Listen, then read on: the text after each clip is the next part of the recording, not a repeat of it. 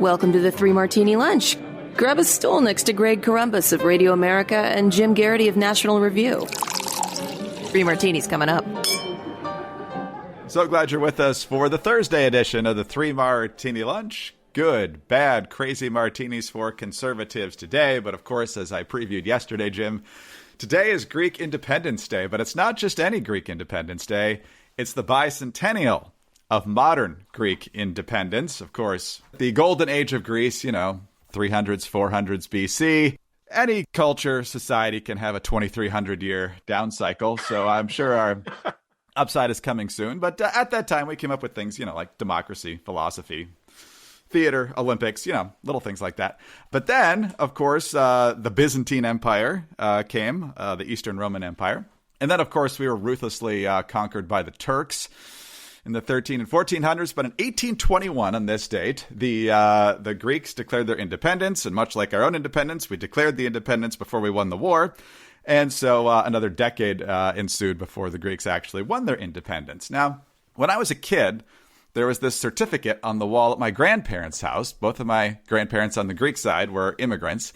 And it was a certificate honoring the service of my grandfather's grandfather, so my great-great-grandfather, in the war for Greek independence. But I didn't really know what he did. And then after my dad died a couple of years ago, my wife's aunt dug up a recording that my grandfather did in the 1950s, and he explained what happened. It was actually forces from Egypt, which were part of the Ottoman Empire at that time, were coming through the mountainous region of Greece, and they somehow knew that these forces were coming. So my great-great-grandfather and other people in the village there, they took the women and children up to the caves to hide them from the invading forces. And then as the Egyptian forces came through the ravine, they dropped massive boulders on them and crushed them. It was one of the first things that actually went right for the Greeks in the war for independence. So I find that to be kind of an interesting little family story. So happy Greek independence. Greg, when you said you wanted to start the show with a family story, we do this by audio. So listeners may or may not realize that I can't see Greg and Greg can't see me. And it's best that he couldn't, because I kind of rolled my eyes. I was like, okay, fine, whatever, Greg. But that's an awesome story. That's like something out of 300 or, yes. I'm picturing a Raiders of the Lost Ark style boulder accelerating as it comes upon the soldiers. So, no, that really is cool. And are we supposed to break a plate now or something? Known fact, by the way, Greg, the reason Greece has an unbelievable debt problem is they constantly have to buy new plates for all the celebrations they have. That's exactly right. Anyway, on to our actual good martini today. Jim, Dr. Fauci keeps having kind of a sliding scale on what will constitute herd immunity and us getting back to normal. But Marty McCary, who is a doctor at Johns Hopkins University and is considered a leading expert on this, actually thinks we're quite a bit closer to herd immunity than Fauci does. He wrote for the Wall Street Journal yesterday, and it says, Fauci has been saying that the country needs to vaccinate 70 to 85% of the population to reach herd immunity, but he inexplicably ignores natural immunity. So if you account for previous infections, herd immunity is likely close at hand. And he goes into a little bit of detail here. Data from the California Department of Public Health released earlier this month show that while only 8.7% of the state's population has ever tested positive for COVID-19, at least 38.5% of the population has antibodies against the novel coronavirus. Those numbers are from January 30th to February 20th. Adjusting for cases between now and then and accounting for the amount of time it takes for the body to make antibodies, we can estimate that as many as half of Californians have natural immunity today. And of course, Jim, we know there are asymptomatic or mildly symptomatic cases where people may not have even bothered to get tested because they didn't think it was anything major. And they may have antibodies, so the numbers could actually be a little bit better than that. So anytime we're ahead of the curve, and especially ahead of the curve that Fauci is touting at the moment, I'll take it. We might be close to normalcy. Yeah, and one of the, I think less impressive moments for Fauci during this pandemic has been when somebody went back and noticed that every month or so, his definition of the percentage that probably would be needed to reach herd immunity went up like another 5%. It went from 75% to 80% to 85% to 90%. And eventually, I think it was Don McNeil, who the New York Times staffers believe is the most dangerous human being on earth. Their science correspondent who kind of said to Fauci, like, do you realize you're doing this? And is this deliberate? And Fauci's like, yeah, I kind of felt like people couldn't handle the real truth. So I kept kind of, nudging it in a particular direction, which I think is not good. If you're Fauci, we pay you to tell it to us straight. Give us what you really think. If you change your mind based on new data, that's fine. But let us know and say, all right, I was saying it was this threshold. I think it's a little higher based on what I'm seeing here, here, and here. They didn't do that. But a point to keep in mind here that I think is important and I think lends a little more credulity to the assessment in that Wall Street Journal op-ed is that herd immunity is not an on-off switch. It's a dimmer switch. As more and more people get vaccinated and more people have the antibodies from catching it, we're get closer and closer. And of course, as you get closer to herd immunity, the virus has a harder time spreading to new people because it starts running out of people who don't have the antibodies. And so, if your average person, if it might jump to 2 people, well, if one person's already vaccinated, then it only jumps to 1 person. We should be seeing good things happening in the numbers in terms of cases, in terms of hospitalizations, and in terms of deaths. And we've really seen that, particularly in those latter 2. And we're now averaging about 2.5 million doses a day. We're up to 130 million doses. Those are really good numbers. And so if that's not quite a percentage point a day, but actually, it might be a little more than that, actually, if you're only vaccinating adults. So, think about it. 1 week goes by, you're up another 7% or so. 2 weeks go by, you've increased it by 15%. So we really should be closing in. If we're not there, we probably are not quite there, but we are closing in on it pretty rapidly. One other thing I just want to point out here is that, the other thing which would be really good for our death numbers and hospitalization numbers, by and large, we're vaccinating the people who need it most. Just check the CDC figures this morning. According to them, 70% of Americans who are 65 years or older, the traditional definition of seniors, have received at least 1 dose, and more than 43% are fully vaccinated. Probably in the next week, 2 weeks, somewhere in there, we will hit more than half Americans more than half of all American seniors will be fully vaccinated. Now, I guess, and by the way, that's also not just getting the shot. It generally is taking about 2 weeks afterwards to fully get in there. So, we'll probably never know exactly where we are until we see a sudden drop in the cases. And, lots of Americans have not had the opportunity to get the vaccine yet. I'm struck by how much I hear talking about vaccine hesitancy, which will be a problem someday. But, and you could argue there are, seniors out there who we want to get vaccinated who are wary about it. I think it's probably much more likely that it's an issue of logistical problems, like a really good account of the problems of getting New York City residents to their vaccines. But by and large, the people who are most vulnerable are getting vaccinated. And so herd immunity is great to have. It's really great to have when you've actually got everybody who's most vulnerable to it who's already protected of it. So, a healthy 22-year-old gets the virus. Maybe they feel sick, 40% chance they're asymptomatic. They'll probably be fine. So all in all, I think we're in pretty darn good shape. And it does feel like one more strong argument that Fauci is being a little too cautious at minimum and a little too, I don't know if pessimistic is the right term, but too much emphasis on the part of the glass that is half empty.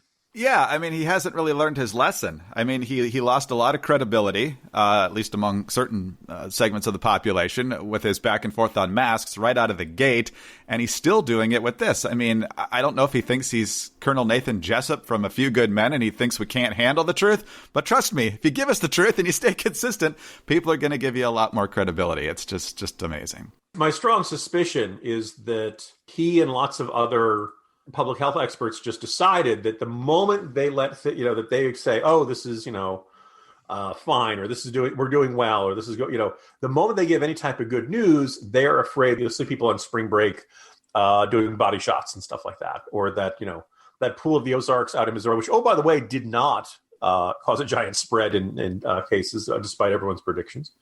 And just kind of this, that we can't give people good news or else they'll act irresponsibly. Well, the end result is you constantly giving people bad news. And then after a while, they tune it out because it feels like nothing ever seems to get any better. No, it's utterly ridiculous. You can only build credibility one way, and that's being honest. And like Jim said, if the data changes, that's fine. But just deal it straight. All right. Speaking of dealing it straight, you don't get that much on social media platforms these days in big tech. They clearly have chosen sides. We see it in the media about what they will cover, what they won't cover. But let there be no doubt, big tech in many ways is trying to suppress speech they don't agree with. So why exactly are we choosing to give these companies all of our personal data? Because we really are. The lines have been drawn. Big tech has made it clear which side they're on. But now you have a chance to take a stance. Protect your personal data from big tech with the VPN that you can trust for your online protection. And that's ExpressVPN.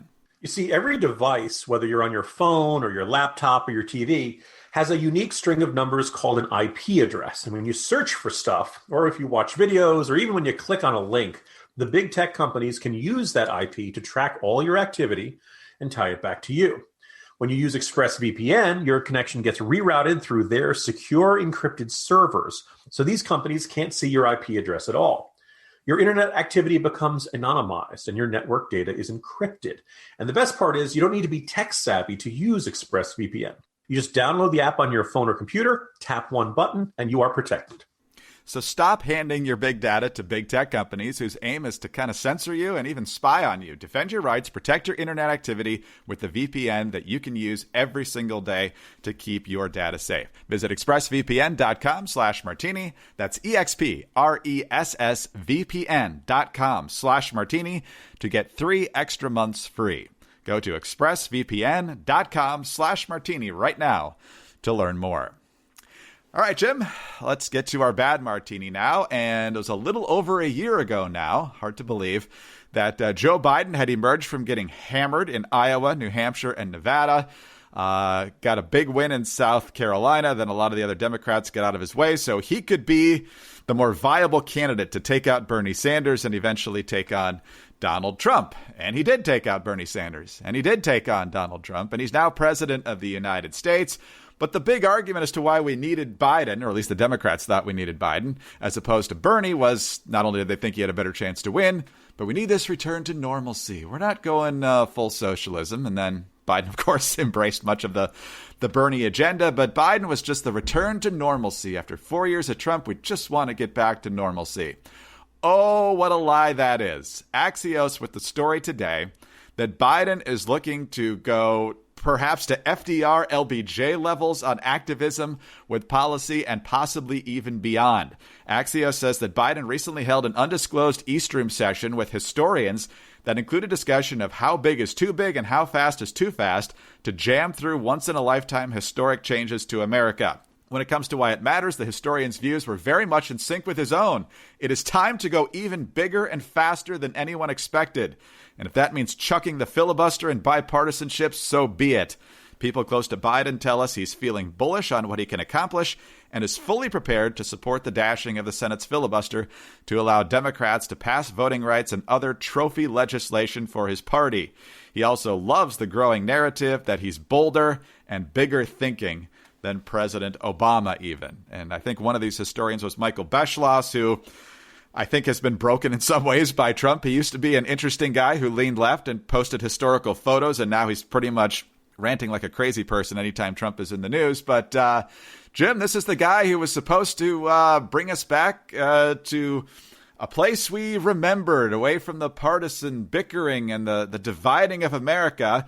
And now a guy who has a divided Senate, lost a lot of ground in the House, although the Democrats still control it, and won the Electoral College by, combining the popular votes of about 50,000 in a number of key states, not exactly a mandate, is willing to go big and bold here in a way that could make America very, very different in a very bad way.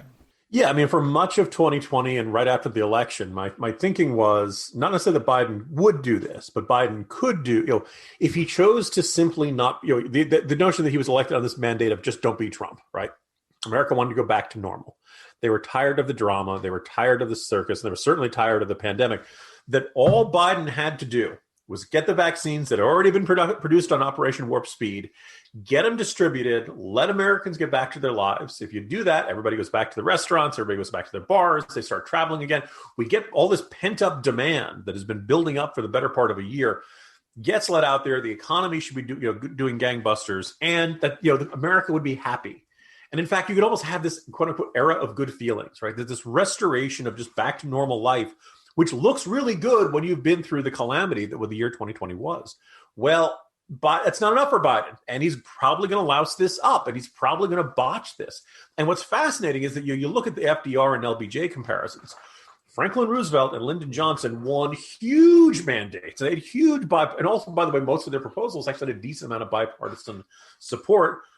As you mentioned, it's not just that, the Democrats, have a 50-50 split in the Senate where Kamala Harris is settling the ties. It's, you think about it, they have that majority because of Ossoff's 55,000 vote margin in Georgia.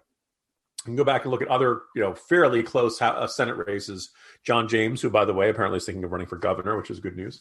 He didn't win a huge mandate. That was great. He won 81 million votes. Good for him. A whole bunch of people voted for him.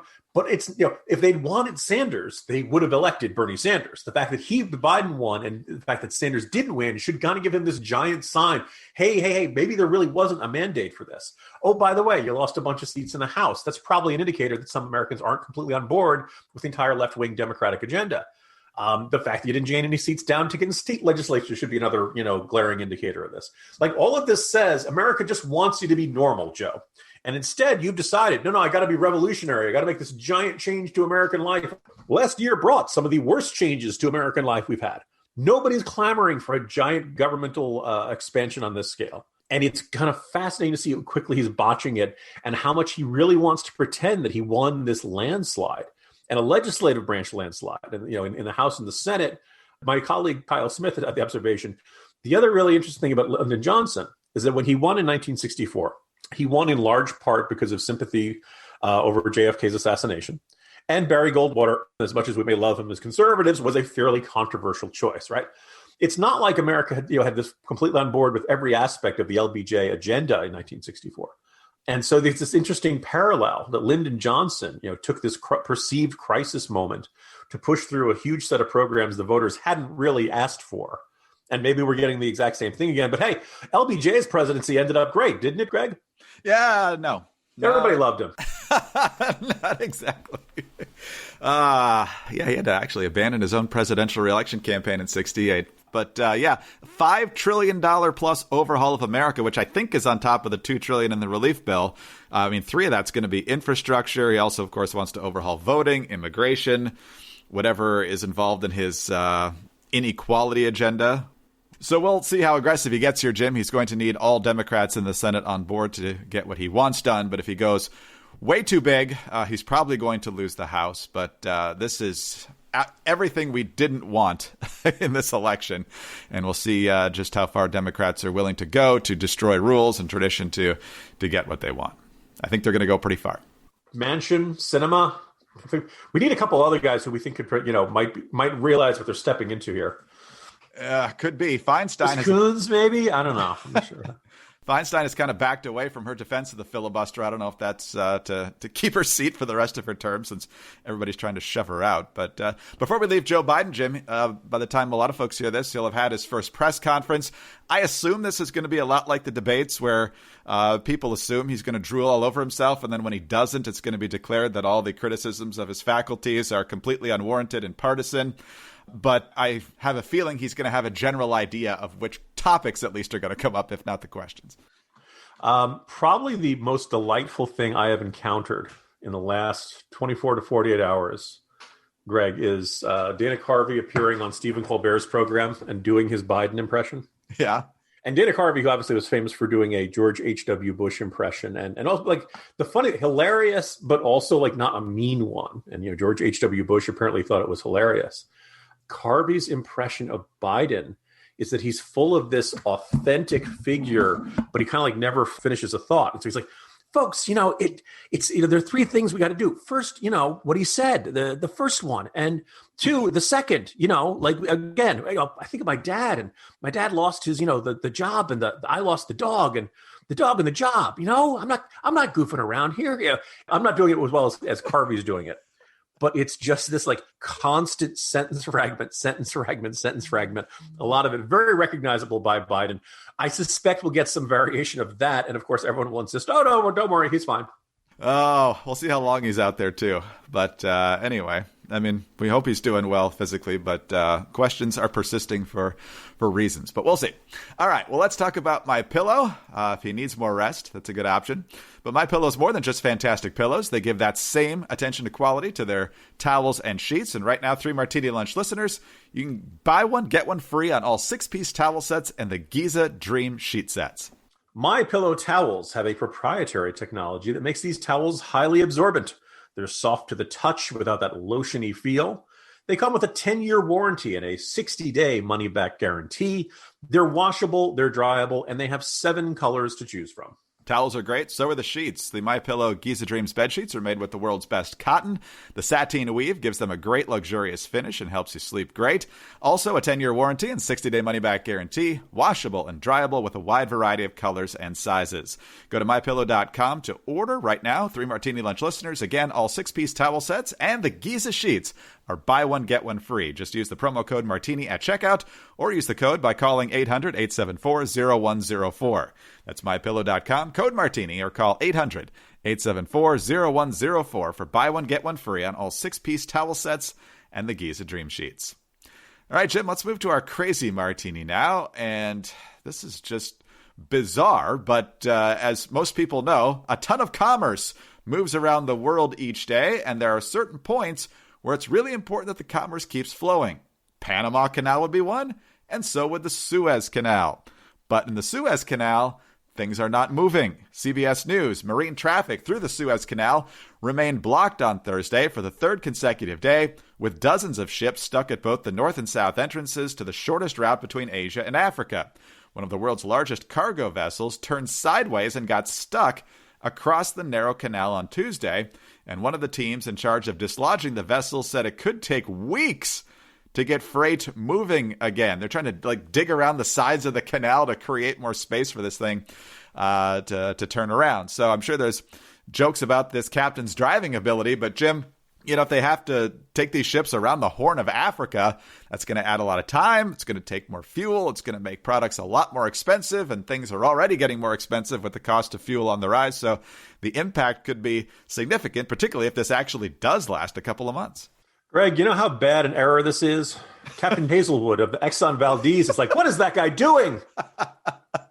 Going deep old school for that one. So I look at this, Greg, and my first thought is, how did we manage to go what is coming up on 20 years since the 9/11 attacks? And Al-Qaeda and ISIS and every other radical extremist group that operates in the entire Middle East region and that, have roots in Egypt and all that stuff. How did we manage to go 20 years without a terrorist group doing it? But one idiot captain somehow managed to do this. Secondly, we've all probably been in a situation where we've had to go on into a one-way street or a dead end or something like that, try to find parking and go in an alley between two buildings or something, and you find yourself, you got to make a turn around and you have nowhere near enough room to make that K-turn the way you want it to. The infamous scene in Austin Powers where he's trying to back up in a hallway and he's got to, he's moving like 1 inch every time he, adjusts his thing. That's what I imagine is happening somewhere in the Suez Canal. I have seen some pictures, and I assume they're not Photoshopped, of they're sending construction equipment. And guys, it's going to take more than a backhoe to get this giant ship. The other thing is the width of the canal, at least to this particular spot, is roughly the length of one tanker. So he really had to go almost perpendicular to the way that a ship would manage to go. You look at that and you're just like, okay, look, I'm not a ship captain. I think I'm an okay driver. I think I'm okay in all the other vehicles I've tried to operate. But, you'd like to think that even if you or I or any listeners out there were behind the wheel, and I'm picturing some of those old pirate ship giant wheel type things, that we could manage to not go perpendicular to the direction you're supposed to go. These ships don't stop on a dime. These ships don't turn on a dime. You really got to louse it up to get to that point. Hopefully they'll be able to straighten this out. My limited experience with the Egyptians does not make me optimistic. And it's absolutely kind of fascinating. I think we were prepared for some sort of malevolent group or entity to try to do something like this. But we never are truly prepared for just good old-fashioned sheer incompetence. Jim, how you get frustrated if you're behind somebody at the toll booth or leaving a parking garage and what's taking these people so long? So if you've sailed all the way through the Mediterranean Sea and you're like, what's wrong up here? Oh, we're not going anywhere for a while. It's kind of like when the state police shuts down an interstate and you're just like, yeah, I still got 5 hours to go. And now I have no jackknife idea. Tractor trailer where you're like, okay, this is not getting fixed anytime soon. Right. But there's no exits. There's no exits at the Suez Canal. You can't get off on the local state highway and go around it. But hopefully it's resolved soon. Wow. Anyway, Jim, on that note, we're not at the Suez Canal, so that's good news today. See you tomorrow. Jim Garrity, National Review. I'm Greg Corombos, Radio America. Thanks for being with us today. Please subscribe to the 3 Martini Lunch podcast. Thank you for those very kind reviews and your 5-star ratings. We always appreciate those. Also, remember you can get us on those home devices. Just say, play 3 Martini Lunch podcast. Follow us on Twitter. He's at Jim Garrity. I'm at Dateline_DC. Have a great Thursday, and please join us Friday for the next 3 Martini Lunch. I know the border crisis is real because I've seen it with my own eyes. This is Sarah Carter. On the Sarah Carter Show, I'm bringing you stories from McAllen, Texas to Yuma, Arizona that the mainstream media won't cover and the Biden administration won't even admit is happening. This crisis is a threat to our national security, our economy, and the safety of the people that are desperate to come to America. Don't miss a single show. Subscribe to the Sarah Carter Show at Apple, Spotify, or wherever you get your podcasts.